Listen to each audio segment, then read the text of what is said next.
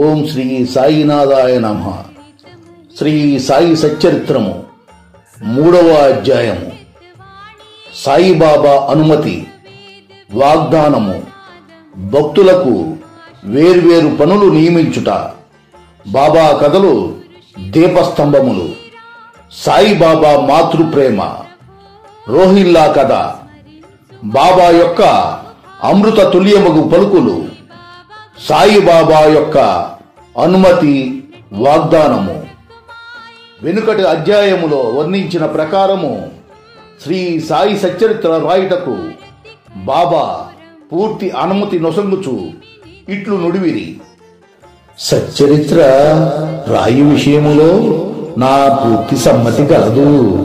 నీ పనిని నీవు నిర్వర్తించుము. భయపడకుము. మనసు నిలకడగా ఉంచుము. నా మాటలయందు విశ్వాసం ఉంచుము. నా లీలలు రాసినచో నవిద్య అంతరించిపోవును. శ్రద్ధాభక్తులతో వానిని వినిన వారికి ప్రపంచమందు వ్యామోహము క్షీణించును. బలమైన ప్రేమ, భక్తి కెరటములు లేచును. ఎవరైతే నా లీలలలో మునిగెదరో వారికి జ్ఞానరత్నములు లభించును. ఇది విని రచయిత మిక్కిలి సంతసించెను. వెంటనే నిర్భయుడయ్యను. కార్యము జయప్రదముగా సాగునను ధైర్యము కలిగెను. అటుపైని శ్యామా వైపు తిరిగి బాబా ఇట్లనెను.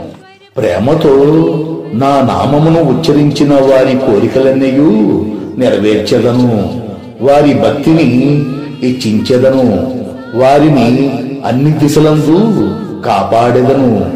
ఎవరైతే మనపూర్వకముగా నాపై పూర్తిగా ఆధారపడి ఉన్నారో వారు ఈ కథలు వినునప్పుడు అమితానందమును పొందెదరు.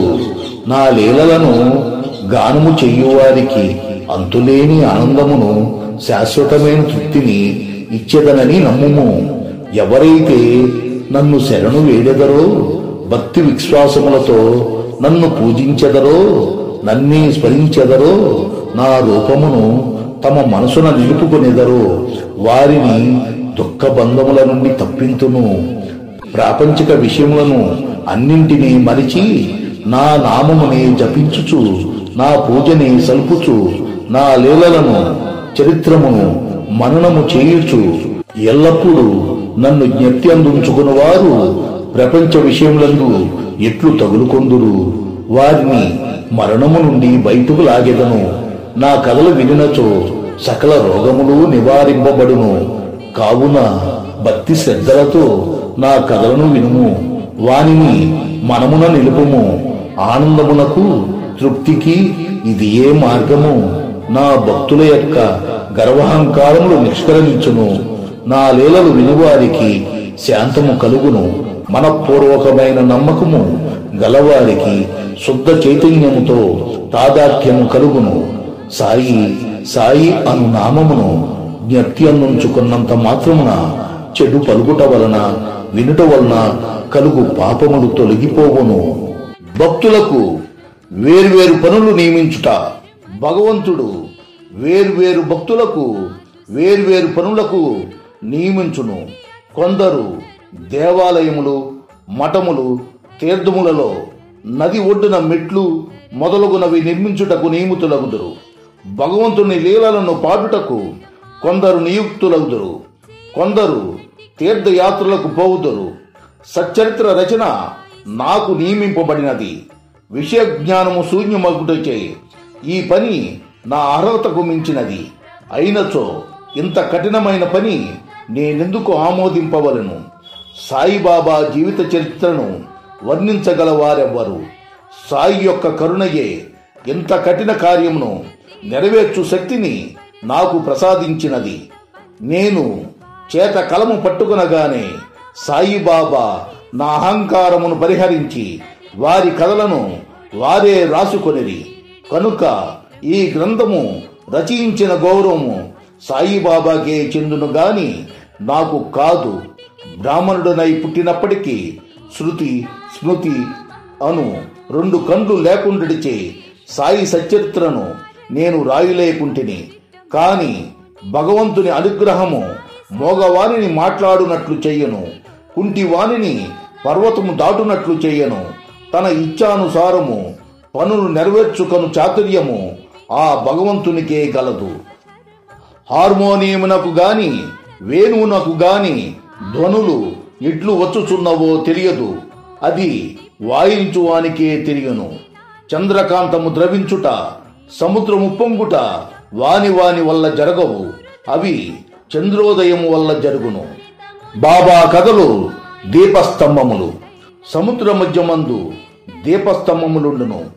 పడవల వైపు పోవువారు ఆ వెలుతురులో రాళ్ళు రప్పల వల్ల కలుగు హానులను తప్పించుకొని సురక్షితముగా ప్రయాణింతురు. ప్రపంచమును మహాసముద్రములో బాబా కథలను దీపములు దారి చూపును. అవి అమృతము కంటే తీయగా నుండి ప్రపంచ యాత్ర చేయు మార్గమును సులభముగాను సుగమముగాను చెయ్యును. యోగీశ్వరుల కథలు పవిత్రములు. అవి మన చెవుల ద్వారా హృదయమందు ప్రవేశించున్నప్పుడు శరీర స్పృహయును అహంకారమును ద్వంద్వ స్వభావములను నిష్క్రమించును. మన హృదయమందు నిల్వయుండిన సందేహములు పటాపంచలైపోవును. శరీర గర్వము మాయమైపోయి కావలసినంత జ్ఞానము నిల్వ చేయబడును. శ్రీ సాయిబాబా కీర్తి వర్ణనలు ప్రేమతో పాడిన గాని వినిన గాని భక్తుని పాపములు పటాపంచలగును. కాబట్టి ఇవి ఏ మోక్షమునకు సులభ సాధనములు.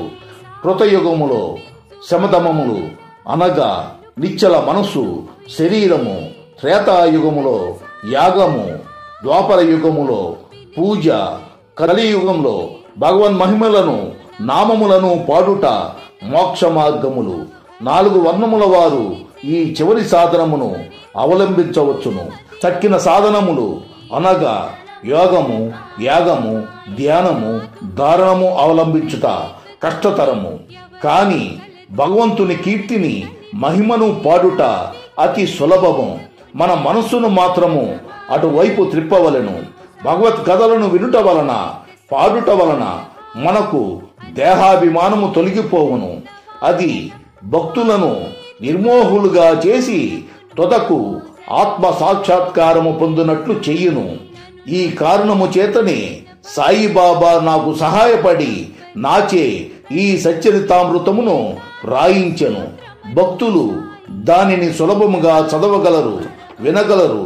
చదువునప్పుడు వినునప్పుడు బాబాను ధ్యానించవచ్చును. వారి స్వరూపమును మనసునందు మననము చేసుకునవచ్చును. ఈ ప్రకారముగా గురువునందు తదుపరి భగవంతుని యందు భక్తి కలుగును. తుదకు ప్రపంచమందు విరక్తి పొంది ఆత్మ సాక్షాత్కారము సంపాదించగలుగుదుము. సచ్చరితామృతమును రాయుట, తయారు చేయుట బాబా యొక్క కటాక్షం చేతనే సిద్ధించినవి. నేను నిమిత్త మాత్రుడుగానే ఉంటిని. సాయిబాబా యొక్క మాతృప్రేమ. ఆవు తన దూడనెట్లు ప్రేమించునో అందరికీ తెలిసిన విషయమే. దాని పొదుగెల్లప్పుడూ నిండియేయుండును. దూడకు కావలసినప్పుడెల్లా కుడిచినచో పాలు దారగా కారును. అలాగే బిడ్డకు ఎప్పుడు పాలు కావలనో తల్లి గ్రహించి సకాలముందు పాలిచ్చును. బిడ్డకు గుడ్డలు తొడుగుట యందును అలంకరించుట యందును తల్లి తగిన శ్రద్ధ తీసుకొని సరిగా చేయును. బిడ్డకు ఈ విషయమేమీ తెలియదు. కాని తల్లి తన బిడ్డలు చక్కగా దుస్తులు ధరించి అలంకరింపబడుట చూచి అమితానందమును పొందును. తల్లి ప్రేమకు సరిపోల్చదగినది ఏదియూ లేదు. అది అసామాన్యము, నిర్వ్యాజము. సద్గురువులు కూడా ఈ మాతృప్రేమ వారి శిష్యులందు చూపుదురు. సాయిబాబాకు కూడా నా యందు అట్టి ప్రేమ ఉండెను. దానికి ఈ క్రింది ఉదాహరణ ఒకటి. 1916వ సంవత్సరంలో నేను సర్కారు ఉద్యోగము నుండి విరమించితిని. నాకీయ నిశ్చయించిన పింఛను కుటుంబమును గౌరవంగా సాగుటకు చాలదు.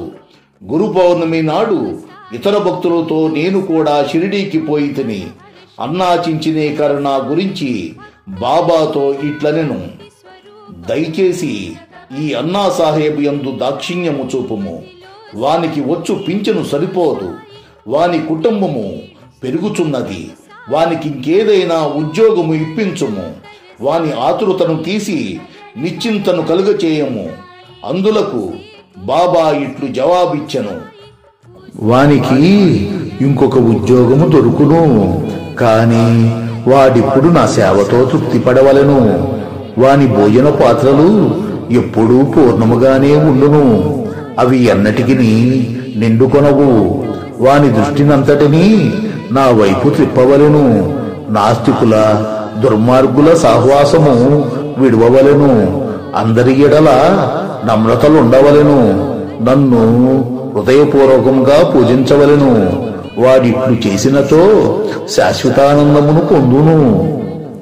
నన్ను పూజింపుడు అను దానిలోని ఈ నన్ను అనగా ఎవరు అను ప్రశ్నకు సమాధానము ఈ గ్రంథము యొక్క ఉపోద్ఘాతములో సాయిబాబా ఎవరు అను శీర్షిక క్రింద చెప్పిన దానిలో విశదీకరింపబడి ఉన్నది. చూడుడు. రోహిల్లా కథ. రోహిల్లా కథ విన్నచో బాబా ప్రేమ ఎట్టిదో బోధపడును. పొడుగాటి వాడును, పొడుగైన చొక్కా తొడిగిన వాడును, బలవంతుడునగు రోహిల్లా ఒకడు బాబా కీర్తి విని ఆకర్షితుడై షిరిడీలో స్థిర నివాసము ఏర్పరచుకొనెను. రాత్రింబవళ్ళు ఖురానులోని కల్మాను చదువుచు అల్లాహు అక్బర్ అని ఆబోతు రంకివేయినట్లు బిగ్గరగా అరుచుచుండెను. అందువలన పగలంతయు కష్టపడి పనిచేసి ఇంటికి వచ్చిన షిరిడీ ప్రజలకు రాత్రి నిద్రాభంగమును అసౌకర్యమును కలుగుచుండెను. కొన్నాళ్ళ వరకు వారు దీనిని ఓర్చుకొనిది. తొదకు ఆ బాధను ఓర్వలేక బాబా వద్దకేగి రోహిల్లా అరుపులను ఆపుమని బ్రతిమాలిరి. బాబా వారి ఫిర్యాదును వినకపోవటియే కాక వారిపై కోపించి వారి పనులు వారు చూచుకొనవలసినదే కాని రోహిల్లా జోలికి పోవద్దని మందలించిరి. రోహిల్లాకు ఒక దౌర్భాగ్యపు భార్య కలదు. ఆమె గయ్యాలి. ఆమె వచ్చి రోహిల్లాను తనను బాధ పెట్టుచున్నది. రోహిల్లా ప్రార్థనలు విని ఆమె ఏమీ చేయలేక ఓరకయుండును అనియు బాబా చెప్పాను. నిజముగా రోహిల్లాకు భార్యయే లేదు. భార్య అనగా దుర్బుద్ధి అని బాబా భావము. బాబాకు అన్నిటికంటే దైవ ప్రార్థనలందు మిక్కుటమగు ప్రేమ. అందుచే రోహిల్లా తరపున వాదించి ఊరిలోని వారిని ఓపికతో ఓర్చుకొని ఆ అసౌకర్యమును సహింపవలసిందనియు అది త్వరలో తగ్గుననియు బాబా బుద్ధి చెప్పాను. బాబా యొక్క అమృత తుల్యమగు పలుకులు. ఒకనాడు మధ్యాహ్న హారతి అయిన పిమ్మట భక్తులందరూ తమ తమ బసలకు పోవుచుండిరి. అప్పుడు వారికి బాబా ఈ క్రింది చక్కని ఉపదేశమిచ్చిరి. మీరెక్కడ ఉన్నను, ఏమి చేయుచున్నను నాకు తెలియనని బాగుగా జ్ఞాపకముంచుకొనుడు. నేను అందరి హృదయముల పాలించువాడను, అందరి హృదయములలో నివసించువాడను. నేను ప్రపంచమందు గల చరాచర జీవకోటిని ఆవరించి ఉన్నాను. ఈ జగత్తును నడిపించువాడను, సూత్రధారిని నేనే జగన్మాతను. త్రిగుణముల సామరస్యమును నేనే, ఇంద్రియ చాలకుడును నేనే, సృష్టి స్థితి లయకారకుడును నేనే.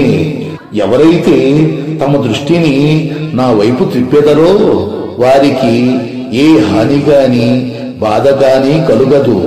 నన్ను మరిచిన వారిని మాయ శిక్షించును. పురుగులు, చీమలు తదితర దృశ్యమాన చరాచర జీవకోటి అంతయు నా శరీరమే, నా రూపమే. ఈ చక్కని అమూల్యమైన మాటలు వినిన వెంటనే నా మనసులో ఏ నౌకరీ కొరకు ప్రయత్నించక గురుసేవలోనే నిమగ్నమగుటకు నిశ్చయించుకొంటిని. కాని అన్నా చించినీకరు ప్రశ్నకు బాబా చెప్పిన సమాధానము నా మనసునందుండెను. అది జరుగునా లేదా అనే సందేహము కలుగుచుండెను. భవిష్యత్తులో బాబా పలికిన పలుకులు సత్యములైనవి. నాకొక సర్కారు ఉద్యోగం దొరికెను. కానీ అది కొద్ది కాలము వరకే. అటు పిమ్మట వేరే పని ఏదీ చేయక శ్రీ సాయి సేవకు నా జీవితమంతయు సమర్పించితిని. ఈ అధ్యాయమును ముగించబోవు ముందు చదువుర్లకు నేను చెప్పినదేమన బద్ధకము, నిద్ర, చంచల మనసు, దేహాభిమానము మొదలగు వానిని విడిచి వారు తమ యావత్తు దృష్టిని సాయిబాబా కథల వైపు త్రిప్పవలెను.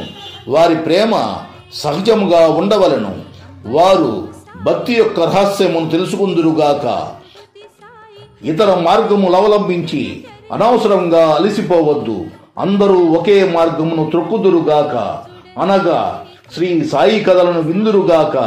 ఇది వారి అజ్ఞానమును నశింపజేయును, మోక్షమును సంపాదించి పెట్టును. లోభి ఎక్కడ ఉన్నప్పటికీ వాని మనస్సు తాను పాతిపెట్టిన సొత్తునందే ఉండునట్లు బాబాను కూడా ఎల్లరూ తమ హృదయములందు స్థాపించుకుందురుగాక. 3వ అధ్యాయము సంపూర్ణము. సద్గురు శ్రీ సాయినాథార్పణమస్తు. శుభం భవతు.